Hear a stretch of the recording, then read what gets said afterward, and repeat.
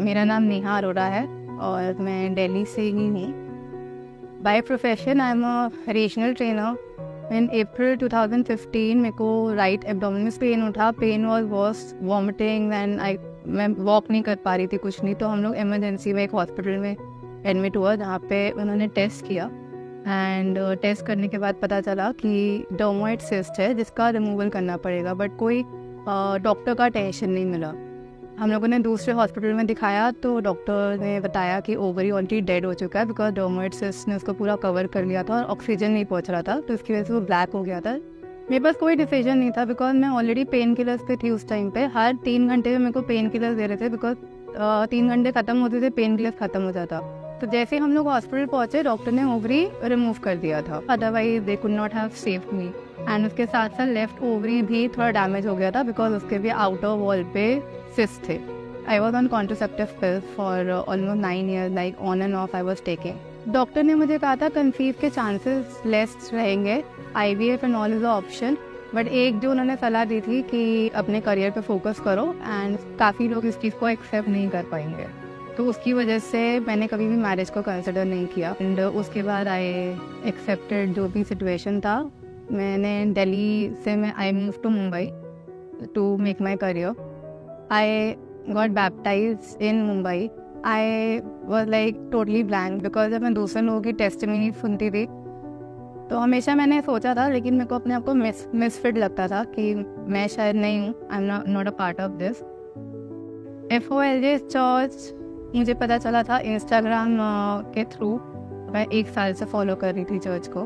तो जब मेरा दिल्ली ट्रांसफ़र हुआ मुझे पता था कि मुझे यहाँ पे आना है, तो मैं हर संडे आ रही थी।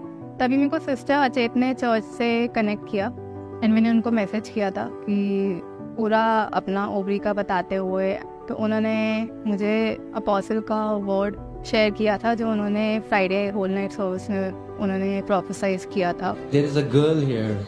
You're not married and you have no ovaries, and the Lord is creating new ovaries in your body. मैंने वो देखा, मेरा वहाँ से फेथ आया। तो उसके बाद Sunday healing and deliverance church में आई थी।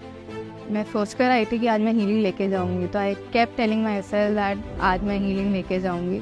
सिस्टर श्वेता की टेस्टिमनी मैंने वहाँ पे लाइव सुनी एंड अपोस्टल ने प्रे किया था और हाथ रखने बोला था कि आप जो भी ऑर्गन ठीक करना चाहते हैं वहाँ पे हाथ रखिए, सर से लेके पाँव तक। एंड मैंने रिसीव किया वो वर्ड। ट्यूसडे को मेरे को राइट साइड में पीरियड पेन होना शुरू हुआ, जो मेरे को कभी 9 ईयर में नहीं हुआ। लेफ्ट साइड पे होता था बट राइट साइड मिसिंग था। तो फिर मैं गई टेस्ट करवाने। जब मैं टेस्ट करवाने जा रही थी मैंने ईयरफोन लगा के मैं सिर्फ होल नाइट प्रेयर सर्विस सुन रही थी, जहाँ अपोस्टल ने ये प्रोफेसी करी थी। एंड बाय वर्ड मैं I was just cancelling all my previous reports. And जैसे अपोस्टल कहते हैं कि it is finish, the suffering and pain is already been taken away. I kept repeating that. Apostle ने ये भी प्रे किया था कि जब आप प्रे कर रहे हो तो अपना इंटेलेक्ट को और अपने लॉजिक्स को साइड पर रख दो। अल्ट्रासाउंड में जब भी डॉक्टर यूट्रस का साइज बता रहे थे, मैं वेट कर रही थी, उन्होंने लेफ़्ट के साथ साथ राइट ओवरी का साइज़ बताया। तो मैंने सिर्फ एक ही चीज़ पूछा, दोनों का साइज़ नॉर्मल है? फेवर लाइक नॉर्मल है, बिकॉज मैंने उनको प्रायर कोई हिस्ट्री नहीं बताई थी। ये रिपोर्ट आया तो बियॉन्ड लॉजिक था, बियॉन्ड इंटेलेक्ट था।